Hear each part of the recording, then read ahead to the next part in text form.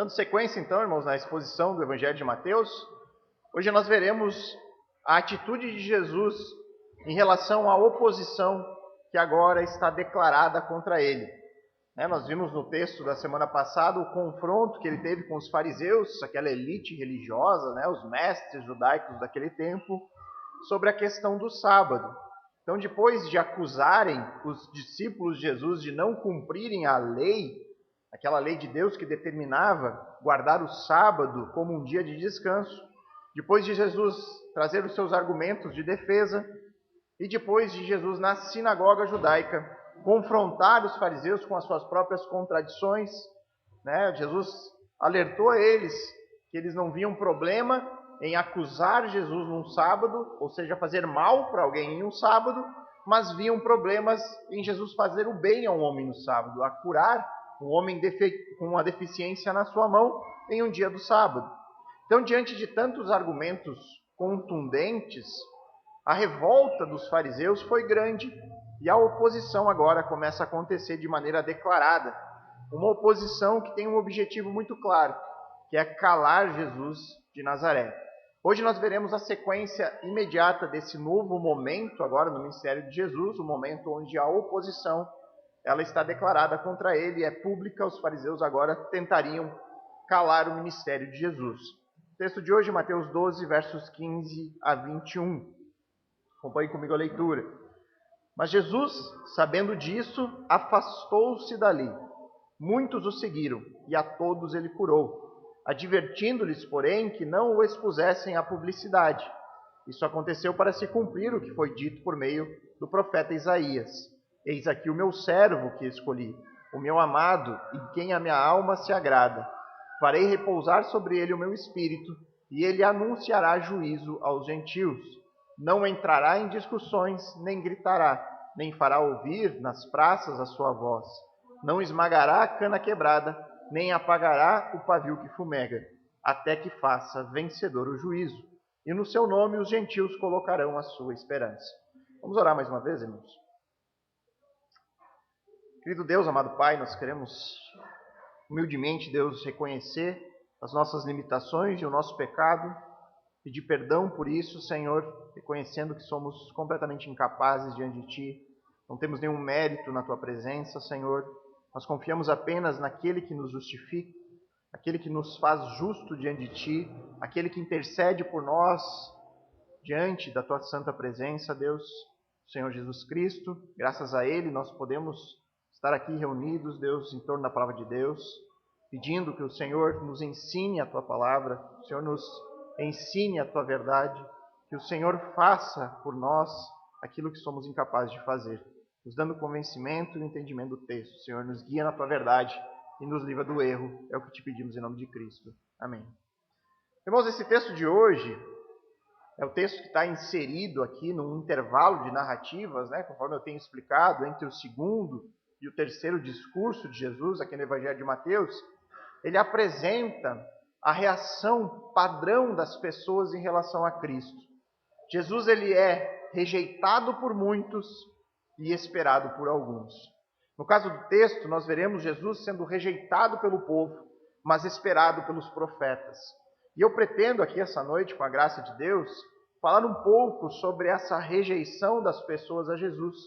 Falar um pouco sobre o fato de Jesus ser esperado por um grupo específico e, por fim, analisar a maior citação do Antigo Testamento que nós encontramos aqui nesse Evangelho, que é esse texto aqui que Mateus cita de Isaías. Então vamos iniciar pela parte da rejeição. Jesus Cristo sendo rejeitado pelo povo. Nós vamos reler aqui o versículo 14 para lembrarmos o contexto, o que estava ocorrendo neste momento em relação ao ministério de Jesus. Então veja novamente ali o verso 14 do texto anterior. É dito assim: mas os fariseus, saindo dali, conspiravam contra ele, procurando ver como o matariam. Então, depois da controvérsia sobre a questão do sábado, os líderes religiosos judaicos declararam guerra contra Jesus. De agora em diante, eles buscariam uma forma de calar a Cristo. Eles tramariam um plano para matar Jesus. E diante dessa nova realidade, Mateus apresenta agora a atitude de Jesus em relação a essa oposição declarada contra ele. Versos 15 e 16. Mas Jesus, sabendo disso, afastou-se dali. Sabendo disso o quê?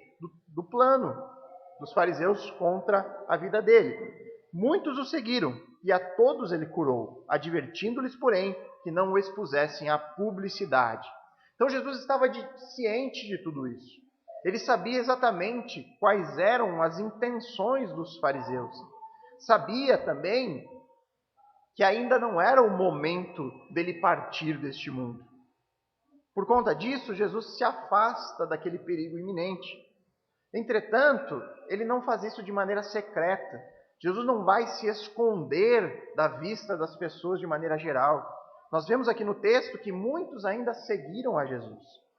Jesus, em mais uma das suas demonstrações de compaixão e autoridade, ele cura todos os doentes que vieram até ele naquele momento. E mais uma vez eu reforço isso aqui, irmãos. Os milagres executados por Jesus, eles possuem um propósito. Jesus ele está agora diante dessas pessoas confirmando a sua autoridade. Ele, ao cumprir esses milagres, ele está dizendo, eu sou o Senhor do sábado. É a autoridade de Jesus sendo demonstrada através dos milagres. Fica bem claro também o contraste intencional que Mateus faz aqui. Lembrando que Mateus faz uma organização lógica aqui desse evangelho. Mateus quer mostrar aqui a diferença entre aqueles que querem matar e aqueles que vêm para salvar, para curar.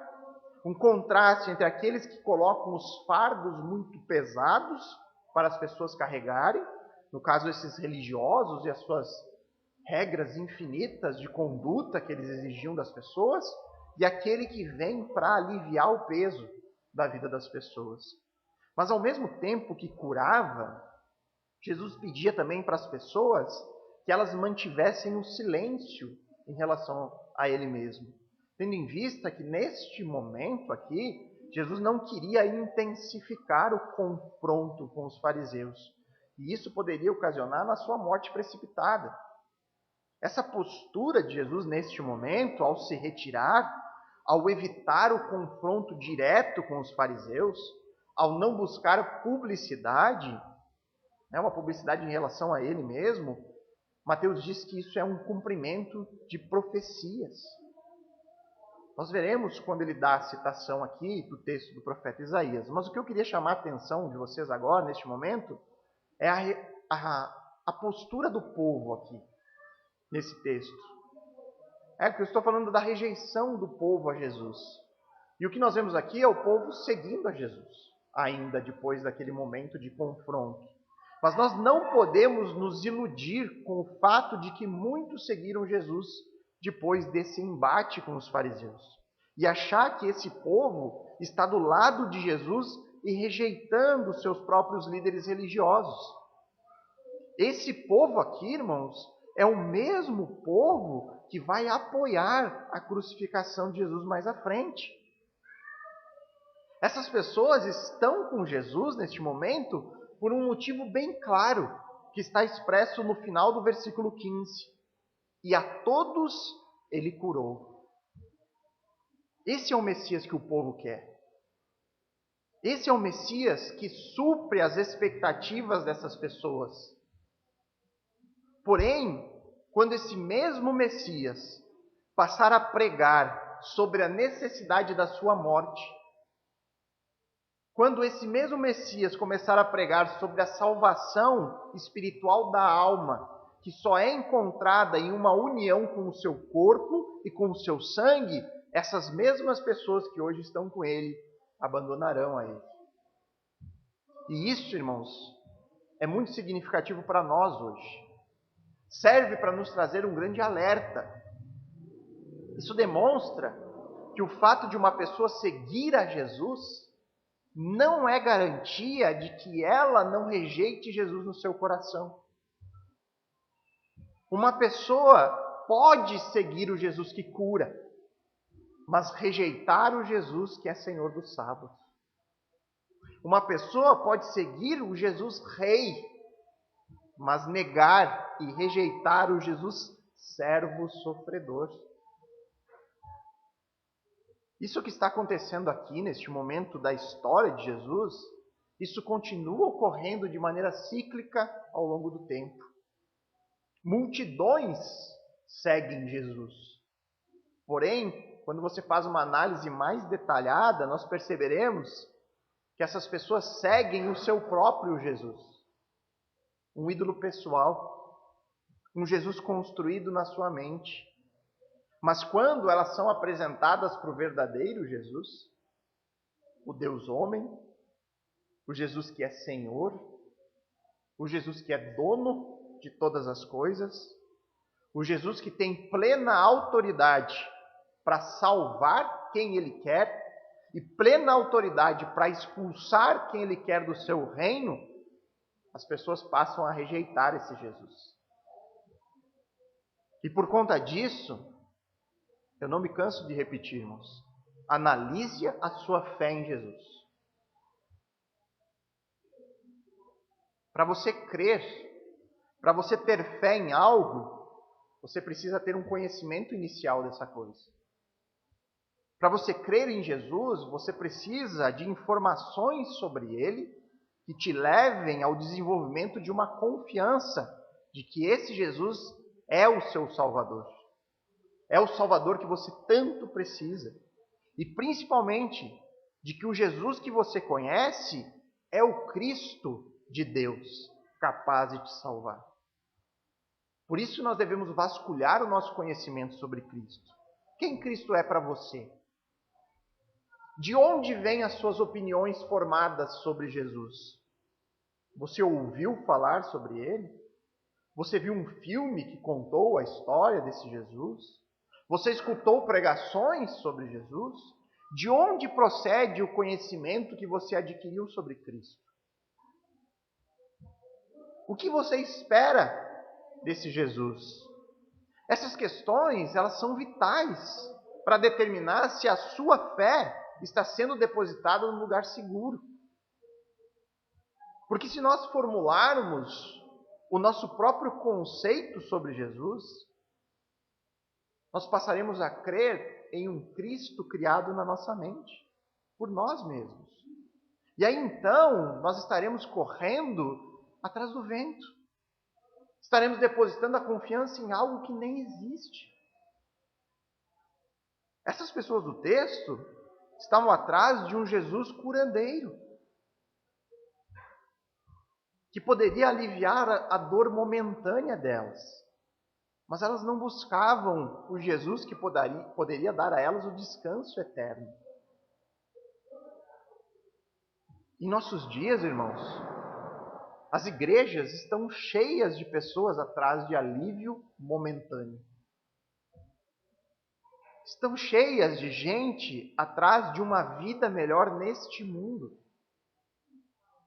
Mas muitas das pessoas que estão hoje, essa noite, reunidas em igrejas ditas evangélicas ou cristãs, elas não têm nenhum interesse em receber perdão de pecados.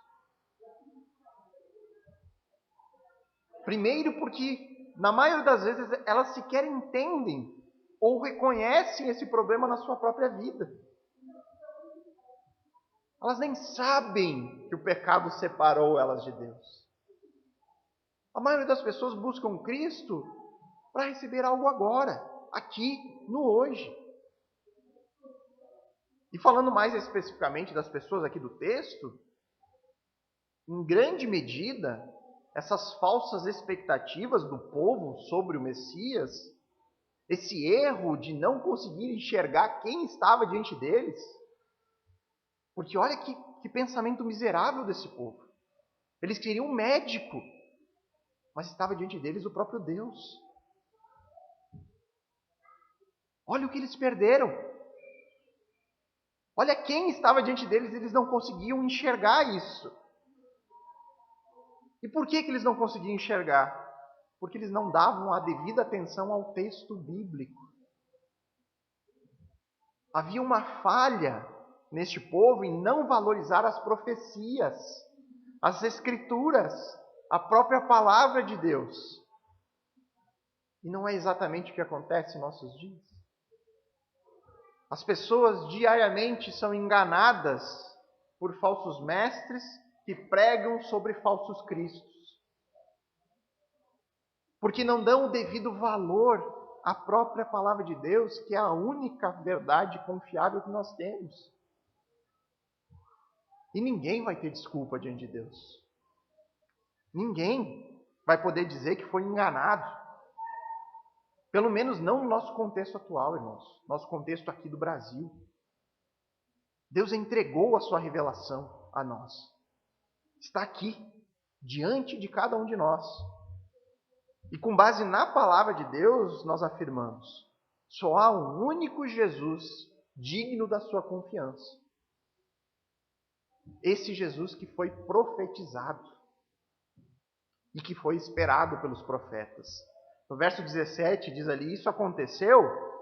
O que aconteceu?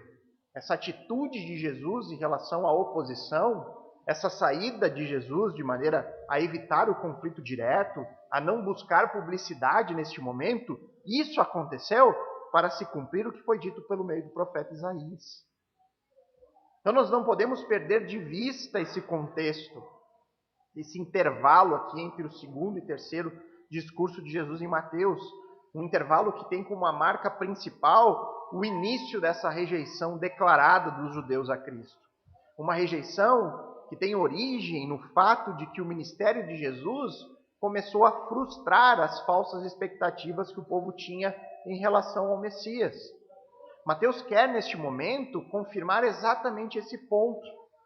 O ministério, as obras, os ensinamentos, a vida de Jesus como um todo, não suprem as expectativas do povo, porém, suprem plenamente a expectativa dos profetas. Até mesmo a simples atitude pacífica de Jesus nesse episódio, em meio a uma conspiração para matá-lo, Cristo, ao manter aqui uma atitude pacífica, discreta e modesta, estava com isso cumprindo profecias a seu respeito. Então, o autor desse evangelho quer transmitir aos seus leitores a plena certeza de quem Jesus é. E ele faz isso enaltecendo a Cristo por meio das suas atitudes, por ver Jesus como alvo das profecias messiânicas, e ao mesmo tempo que ele torna evidente àqueles que leem a maldade e a impiedade dos seus oponentes, que tentavam lá uma trama diabólica contra ele. Mateus espera aqui que os seus leitores, lembrando aqui que o público-alvo de Mateus era predominante de judeus, que ao se deparar com esse testemunho que a própria Escritura dá sobre Jesus ser o Messias, cumprindo os requisitos proféticos nos mínimos detalhes, porque isso aqui é um detalhe, né, que aconteceu em um momento específico de Jesus, que Mateus está dizendo, olha, esse detalhezinho da atitude dele em relação à oposição é cumprimento de profecias. E Mateus acreditava que esse fosse um testemunho poderoso e suficiente para convencer o seu público-alvo a crer que Jesus é sim o Cristo de Deus. Da mesma forma que fez o apóstolo João, quando ele registrou de maneira muito clara a sua intenção ao escrever o seu evangelho. João ele diz claramente em João 20:31, estes, porém, foram registrados, então este, o que? Tudo aquilo que ele havia escrito no seu evangelho, foram registrados para que vocês creiam que Jesus é o Cristo, ou seja, o ungido, o Messias, o Filho de Deus, e que para crendo tenham vida no seu nome. Isso significa, irmãos, esses relatos aqui, essa tentativa de Mateus e de João, ao escrever os seus evangelhos, terem a intenção de nos convencer de que Jesus, esse Jesus que veio no tempo e na história, é o Cristo, é o Messias, isso significa que a fé salvífica, a fé verdadeira em Jesus como Salvador, como Messias de Deus, não surge na vida de uma pessoa separada da revelação escrita. Nós precisamos da revelação escrita para chegar no entendimento de que Jesus é o Cristo. Estas coisas foram escritas para isso, para que vocês creiam que Jesus é o Cristo e com isso tenham vida no seu nome. Então, a maneira como nós nos relacionamos com a palavra escrita de Deus, ela é determinante no resultado da nossa fé pessoal. E isso, irmãos, é algo válido tanto para a vida privada do cristão, quanto para a vida da igreja. Ou seja, muito da maturidade espiritual de uma pessoa está ligada a quanto essa pessoa se dedica em conhecer o texto bíblico. O quanto essa pessoa se dedica em ter intimidade com a palavra de Deus. Lembrando sempre que maturidade espiritual, ela não está unicamente relacionada a uma questão do Espírito Santo, como se algumas pessoas tivessem uma porção dobrada do Espírito Santo. Eles são mais abençoados com o Espírito Santo. Maturidade cristã está relacionada muito mais diretamente à sua intimidade com o texto. Ao quanto você se dedica a aprender a palavra escrita. A quanto você se relaciona com isso.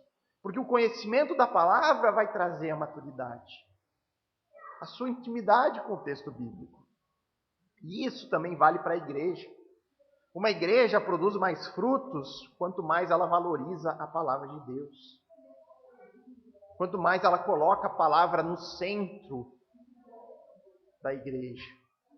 Então, uma igreja, ela precisa, nos seus cânticos, cantar a palavra de Deus. Nas suas orações que são ministradas na igreja, ela precisa orar a palavra de Deus. Quando a pregação é feita, é uma exposição da palavra de Deus. Tudo gira em torno da palavra de Deus. Então, sucesso numa igreja não é nunca medida por quantas pessoas estão frequentando o culto. Então, quanto mais gente dentro de um culto, mais sucesso tem essa igreja. Não.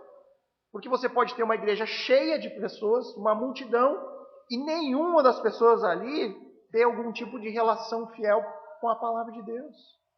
De ter submissão à palavra de Deus, de ter desejo de aprender da palavra de Deus. Sucesso em uma igreja é medido pela fidelidade em relação à palavra. Perceba, irmãos, pelo texto de hoje, essas pessoas que rejeitaram Jesus como Messias, essas pessoas que tramavam contra a vida de Jesus, que não receberam Jesus como Salvador pessoal das suas vidas, elas não rejeitaram apenas Jesus. É isso que o texto está nos dizendo. Mas elas rejeitaram a palavra de Deus que profetizava sobre ele. Elas rejeitaram o texto bíblico que apontava para Jesus como sendo o Messias. E se hoje, igualmente, nós rejeitamos Jesus como Senhor e Salvador da nossa vida, nós não rejeitamos apenas o Jesus, um homem que viveu há muitos anos atrás, um personagem da história, mas nós rejeitamos diretamente a palavra de Deus, que nos revela em mínimos detalhes quem Ele é. O conhecimento que este livro transmite sobre Cristo é muito claro. Inclusive é muito simples nesse sentido, na sua verdade fundamental. Não há grandes dificuldades em nós extrairmos da Bíblia a parte fundamental de que Deus se fez carne, veio a este mundo, morreu pelos nossos pecados, que depois ressuscitou para confirmar que a obra de Cristo foi aceita pelo Pai e que um caminho de redenção foi trilhado. Isso não é difícil. O que nós podemos questionar é, mas se é tão simples assim, por que poucos aceitam essa verdade? Tendo em vista que, no nosso contexto, a maioria das pessoas tem uma Bíblia em casa. Dificilmente vai achar uma casa onde a pessoa não tem uma Bíblia na sua casa. E por que a fé atinge tão poucas pessoas? E a resposta é que, para ter fé, irmãos, envolve muito mais que um simples conhecimento. A fé salvífica é muito mais do que isso. Envolve também uma disposição emocional que atua diretamente na nossa vontade. Se uma pessoa entra em contato com a palavra de Deus, com uma disposição de que tudo que está escrito neste livro é mentira, se a pessoa entra em contato com a Bíblia pensando que tudo que está aqui foi formulado por pessoas que têm a intenção de fazer uma lavagem cerebral sobre pessoas incultas, a informação que ela tem não vai convencer essa pessoa.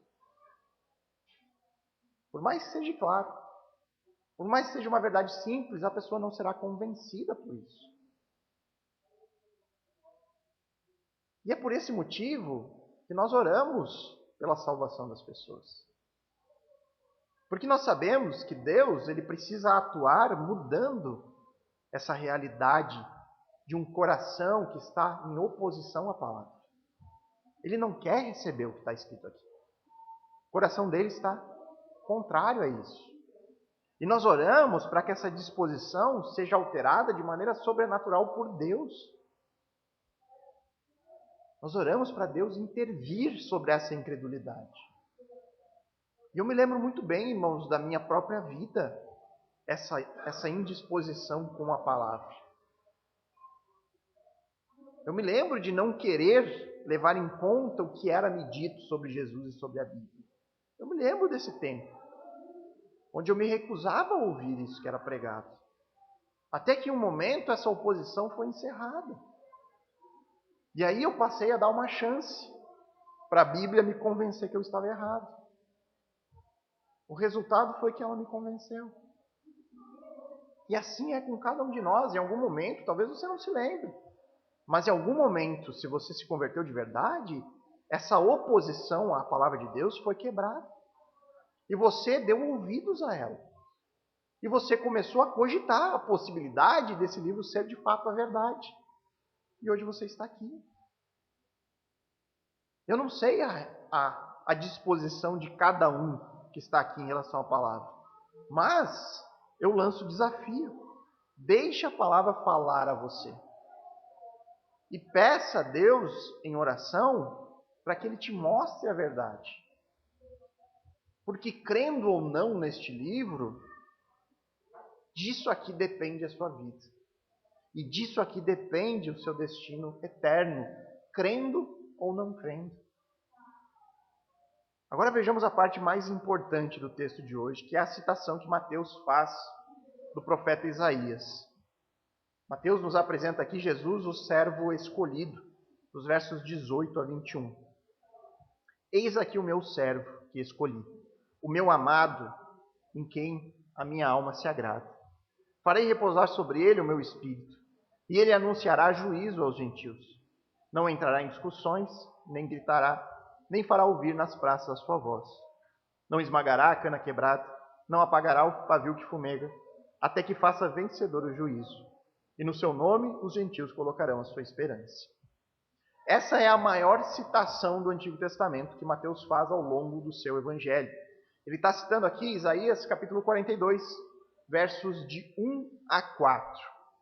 Ele não faz uma citação de maneira exata, palavra a palavra, exatamente como está escrito em Isaías, mas ele faz uma citação à sua maneira, o que era algo bem comum entre os judeus daquele período. O ponto principal aqui do texto nem são as diferenças entre a citação de Mateus e do texto de Isaías, porque elas são todas justificáveis, principalmente pelos judeus do primeiro século usarem nas suas citações o Antigo Testamento em grego e não o Antigo Testamento em hebraico. Mas o ponto alto aqui, ponto que vale a pena nós gastar tempo para analisar, é a aplicação que Mateus faz do texto de Isaías. Ele aponta essa profecia aqui, realizada por Isaías no capítulo 42, diretamente para Cristo. Ele diz, se cumpriu isso em Cristo. Aquilo que o profeta Isaías profetizou no capítulo 42, versos 1 a 4, está tendo o seu cumprimento em Cristo. E aqui eu vou explicar brevemente o contexto do texto de Isaías para que a gente entenda o significado apontado por Mateus aqui no seu evangelho. Em Isaías 42 surge o primeiro dos 4 cânticos do servo.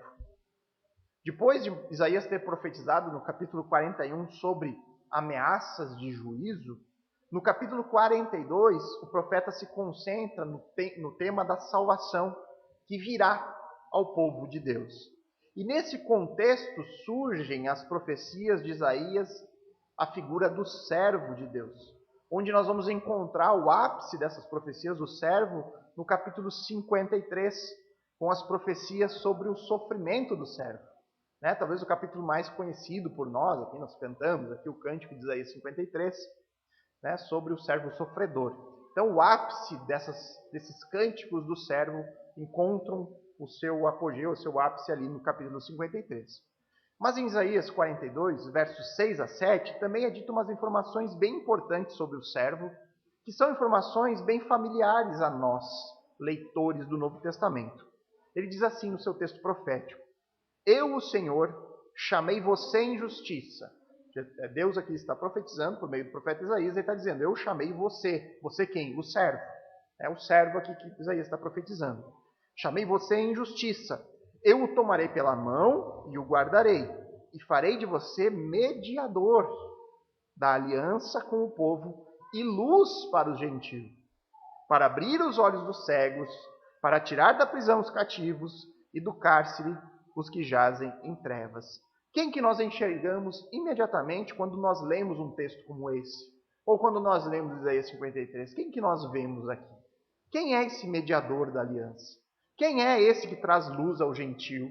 Quem é esse que liberta do cárcere o cativo? Quem que nós olhamos para esse texto? Jesus. Né? Nós, leitores do Novo Testamento, imediatamente nós relacionamos com Jesus. E Mateus está afirmando aqui para os seus leitores, que são predominantemente judeus, aquilo que para nós hoje é muito mais claro, que Jesus é o cumprimento das profecias de Isaías sobre o servo de Deus. E isso, irmãos, é algo completamente novo em relação a toda a defesa que Mateus faz de Jesus até este momento. Até aqui, irmãos, o foco de Mateus foi apresentar Jesus como Cristo, como o Messias, como o Rei, como filho de Davi, aquele que foi prometido ao povo, trazendo o seu reino, cumprindo as profecias messiânicas. E agora, Mateus, neste momento, acrescenta algo novo, que Jesus é sim o Rei das profecias, mas Jesus também é o servo de Isaías. Ou seja, Jesus é Rei e Jesus é servo. O Messias, a quem Deus ama, ungido pelo Espírito Santo, veio humildemente, sem abrir caminho à força e sem resistir à oposição. Veio para cumprir a sua missão em paz e em silêncio. Jesus é o cumprimento definitivo do servo escolhido e amado por Deus, ungido pelo Espírito. O fato de Jesus ter se afastado da hostilidade crescente contra ele, não demonstrando nenhuma resistência, apenas se afastando até o momento certo, onde ele se entregaria para ser morto e se submeter humildemente ao plano eterno de Deus, era parte do plano. Era parte daquilo que havia sido profetizado no Antigo Testamento. E enquanto esse tempo determinado não chegava, Jesus não esmagaria a cana quebrada, nem apagaria o pavio que fumega. Isso aqui é uma relação aos cansados e sobrecarregados. Pelo contrário, Jesus nesse tempo, ele se dedicou a cuidar dos excluídos e dos desamparados. Ele se revelou aos pequeninos e se escondeu dos sábios instruídos. Ele curou o doente, buscou e salvou publicanos e pecadores, confortou os que choram, animou aqueles com medo, encheu de convicção os que têm dúvida, alimentou os famintos e concedeu o perdão àqueles que se arrependem. Jesus agiria dessa maneira até que finalmente o plano eterno de Deus nessa sua primeira vinda fosse consumado. Nesse momento, então, o Messias de Israel, o Salvador de Israel, passaria a ser o Messias do mundo, o Salvador do mundo, de todas as nações. Versículo 21 aqui de Mateus 12 é como uma antecipação da grande comissão lá do final de Mateus 28, versos 18 a 20, onde na sequência da história, esse período de Jesus, não querendo se expor à publicidade, seria gradualmente substituído por um período de grande publicidade, quando a igreja passará a cumprir a sua missão de propagar que Jesus é Senhor sobre toda a parte deste mundo, por todas as nações, e não mais apenas a nação de Israel. E mais uma vez, irmãos, essa informação de Mateus, ao anunciar que Jesus é o servo profetizado de Isaías, isso não satisfaz as expectativas das pessoas em relação a Jesus. Um rei servo não é um rei esperado pelas pessoas. Esse era um povo que esperava um rei triunfante, glorioso, no seu cavalo de batalha e não montado num jumentinho. Eles esperavam um nascimento digno de um rei, com pompa de rei. Um rei que seria cercado de súditos e do seu grande exército. Um rei que seria um líder aclamado pelas ruas, que buscaria no confronto físico julgar os seus inimigos e conquistar a liberdade ao seu povo. Essas expectativas que eles tinham sobre esse rei estavam se desmoronando cada vez mais. Cada vez mais Jesus mostrava que não era esse rei que viria trazer apenas uma vida mais fácil para aquele povo. Jesus não é o tipo de rei que nem nós poderíamos imaginar. Jesus não é nem o tipo de rei que nós seríamos. Se nós pensarmos sinceramente, irmãos, e honestamente, como seria a minha atitude ou a sua atitude se você tivesse os poderes de rei nas suas mãos? Se você pensar sinceramente como eu seria se eu fosse um rei, se eu tivesse o poder de um rei nas mãos, não vamos nos iludir, irmãos. Todos nós nos cercaríamos de inúmeros privilégios dessa posição. Nós certamente teríamos muitas pessoas nos servindo diariamente para que a nossa vida fosse cada vez mais fácil. Essa aqui é a verdade. Nós desfrutaríamos sim da riqueza deste posto. Nós desfrutaríamos sim do privilégio que é ser um rei. Nós teríamos sim os confortos dignos de um rei. Nós teríamos sim o poder de ter servos à nossa disposição. Pode ter certeza disso. Jesus é um rei que não pode ser feito aqui na cabeça de uma pessoa comum. Jesus não é um rei que nós esperamos e nem um rei que nós seríamos. E aí então entra em cena na história Jesus, aquele que é dito ser o rei dos reis. Soberano, Senhor sobre tudo e sobre todos. E qual a postura desse rei que é todo poderoso? Que qualquer rei se submete à sua majestade. O maior rei de todos, qual a postura dele? Mateus 20, 28 responde: Jesus Cristo, tal como Filho do homem, não veio para ser servido, mas para servir e dar a sua vida em resgate por muitos. Um rei que não chama as pessoas para estar diante dele para o servir, mas ele chama as pessoas para ir diante dele para que ele possa servir as pessoas.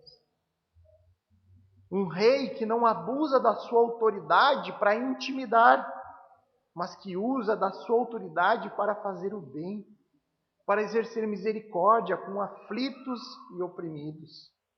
Um rei que durante a batalha não fica escondido atrás das fortalezas do seu castelo ou atrás do seu grande exército, mas que está lá na frente, na linha de frente da batalha, dando a sua vida pelo seu povo. Um rei que é amoroso, justo e bom. Que privilégio fazer parte de um reino governado por um rei desse tipo. E sabe qual é a instrução deste rei para o seu povo? Mateus 20, 25 a 27. Então Jesus, chamando-os para junto de si, disse: Vocês sabem que os governadores dos povos os dominam e que os maiorais exercem autoridade sobre eles. Ele diz: olha, vocês sabem como as autoridades fazem. As autoridades, diante do posto que ocupam, elas dominam o povo. Eles exercem autoridade sobre eles. E aí Jesus prossegue: mas entre vocês não será assim. Entre vocês não. Pelo contrário, ele diz: quem quiser tornar-se grande entre vocês, que se coloque a serviço dos outros. E quem quiser ser o primeiro entre vocês, que seja servo de vocês. Resumindo, o rei diz ao seu povo: sejam como eu, servo. Sejam como eu, sirvam os outros. Agora imagine, irmãos, o testemunho cristão para o mundo, se todo crente levasse a sério esse mandamento. Imagina o impacto disso na nossa sociedade atual. Pessoas desejosas em servir. Imagine como seria, irmãos, congregar em uma comunidade local onde todos os membros ali buscam praticar o serviço amoroso uns com os outros. Nossa, seria maravilhoso, pastor. Irmãos, nós não podemos olhar para isso como se fosse uma utopia inalcançável. Como se isso só fosse possível na consumação do reino. Lá, quando Jesus vier consumar o seu reino, isso será certo. Não há outro cenário possível. Porque nós seremos transformados. E lá todos nós buscaremos servir uns aos outros. Mas isso aqui hoje para nós é possível. É possível, sim. Mas então o que nos impede de desfrutarmos dessa maravilhosa comunhão de serviço? A questão não é o que nos impede, mas o que nos atrapalha de conseguir. E eu respondo para vocês o que nos atrapalha, porque a Bíblia constantemente nos alerta sobre isso. É o pecado. O pecado nos atrapalha. O nosso orgulho nos atrapalha em servir aos outros. A nossa falta de vontade nos atrapalha em servir aos outros. A nossa soberba nos afasta de servir aos outros. A falta de amor, e segue a lista. Eu tenho falado tanto aqui, irmãos, nessas últimas exposições, sobre as nossas falsas expectativas sobre Cristo. Que a gente abandone as falsas expectativas. Sabe que Jesus precisa fazer algo que não é real. Jesus nunca nos prometeu. Jesus não nos prometeu dar uma vida de prosperidade, sucesso, saúde. Nada disso foi prometido. Ele nos promete a salvação eterna. Essa é a grande promessa de Cristo, perdão de pecados. Mas nós também temos que abandonar nossas falsas expectativas em relação à igreja, em relação às outras pessoas e em relação a nós mesmos. Quantas pessoas nutrem sentimentos de decepção em relação à igreja local, ou aos seus irmãos em Cristo, ou ao seu pastor, por achar que não tem recebido a devida atenção que acha merecer. E aí vivem reclamando dos outros porque nutrem falsas expectativas, porque acham que os outros são seus devedores. E num primeiro momento, isso pode até cair na conta da imaturidade. Não entendeu ainda como isso funciona, não entendeu ainda a ordem de Cristo para nos fazer servos. Mas com o tempo, como todo e qualquer pecado, ele precisa ser reconhecido e tratado e arrancado da nossa vida. Nós devemos, como seguidores de Cristo, ter uma disposição oposta. Considerar o outro sempre como superior. Devemos desejar servir e não ser servido. Devemos desejar estar sempre à disposição dos outros e não esperar que os outros estejam sempre à nossa disposição. E nós devemos agir assim nas questões mais simples, irmãos. Questões do dia a dia. Vou citar umas coisas bem práticas aqui, que já passou pelo meu coração e que já foi tratado. Reclamar de um irmão que esqueceu o copo de plástico da água no chão. Poxa, o irmão podia ter cuidado de levar no lixo. Mas ao invés de reclamar, pegar o copinho do irmão em silêncio e colocar lá sem esperar nada em troca. Por amor à vida do irmão, que pode ter simplesmente esquecido do copo ali. Ou ao invés de reclamar do barulho das crianças, pensar em como eu poderia servir nessa área. Será que se eu aumentasse a minha contribuição para a igreja não poderia ir para um espaço maior? Ou quem sabe se eu pudesse ajudar aquela mãe lá? Me oferecer para ficar um culto cuidando do filho dela, para que ela possa ter o privilégio de escutar uma pregação de vez em quando.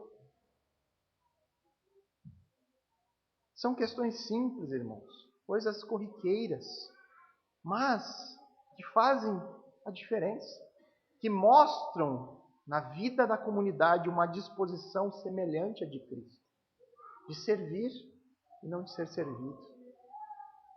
E lembre-se sempre disso, irmãos. Guarde essas palavras no seu coração, porque certamente um dia você vai precisar delas. Guarde isso, agora que eu vou falar. Quando você se sentir injustiçado, isso vai acontecer, uma hora ou outra. Quando você sentir que alguém deveria ter lhe tratado de maneira diferente, quando a decepção em relação a qualquer outra pessoa vier, lembre-se de Cristo. De como foi a postura de Jesus neste mundo. Porque Jesus sim foi de fato injustiçado. E como ele reagiu à injustiça? Ele não proferiu nenhuma única palavra de reclamação. Lembre-se de que em Cristo você é chamado a ser servo, como ele foi. O verdadeiro e perfeito servo de Deus. Nós somos chamados a ser semelhantes a ele em tudo, inclusive em uma vida dedicada a servir e não a ser servido. O texto de hoje, irmãos, Mateus, nos diz que Jesus é o Messias profetizado, o servo escolhido e amado de Deus, que veio para este mundo para servir e dar a sua vida em resgate de muitos. Qual será a nossa reação diante deste relato escrito por Mateus? Nós estamos em um momento da exposição desse evangelho onde pessoas se opõem ao ministério de Jesus. Pessoas que viram tudo isso com seus próprios olhos, que viram Jesus fazendo milagres, Jesus ensinando com toda a autoridade, e mesmo assim eles rejeitaram. As pessoas viram com seus próprios olhos e não quiseram seguir Jesus até o fim. E nisso nós vemos o grande perigo da incredulidade. A incredulidade, sim, é o pecado imperdoável. Nós não podemos morrer nessa situação.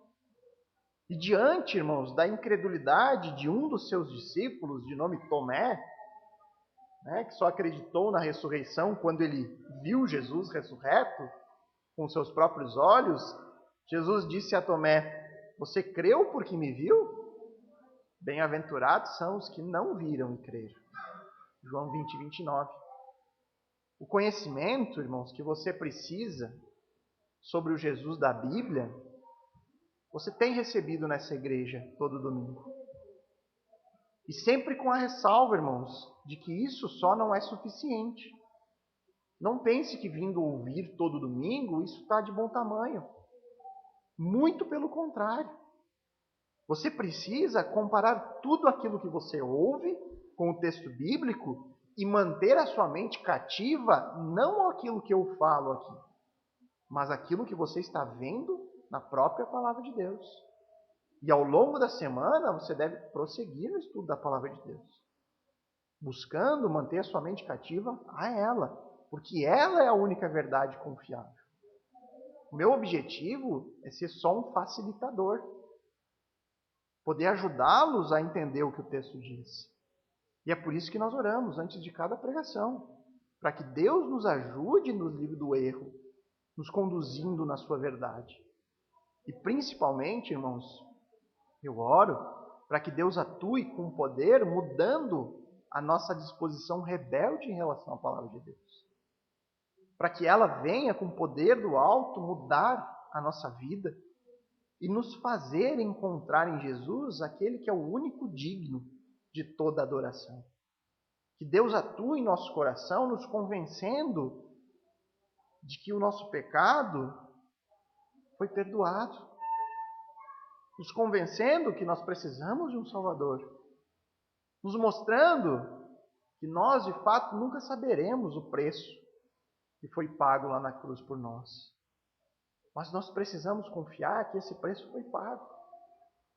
E foi pago por Jesus Cristo, o Messias profetizado, o Jesus da palavra de Deus. Não o Jesus criado na minha mente, Não o Jesus que eu ouvi falar, mas o Jesus que eu conheci por meio da palavra. Que nós não sejamos contados entre aqueles que, tendo acesso ao verdadeiro Messias, rejeitaram a ele. Mas que a gente seja contado entre aqueles que esperavam ansiosamente o Messias profetizado na palavra de Deus. E que Deus nos ajude a perseverar crendo no Senhor Jesus até o fim. Para quando Ele vier, nós sejamos entre aqueles que vão correr aos braços do seu Salvador e não aqueles que ficarão com medo porque o juiz chegou. Nós estamos lidando aqui com rejeição e com aqueles que creram de fato. E todos nós vamos nos posicionar em um dos dois lados. Ou nós creremos, ou nós o rejeitaremos. Que Deus nos ajude para que a gente não tome a decisão errada. Vamos orar.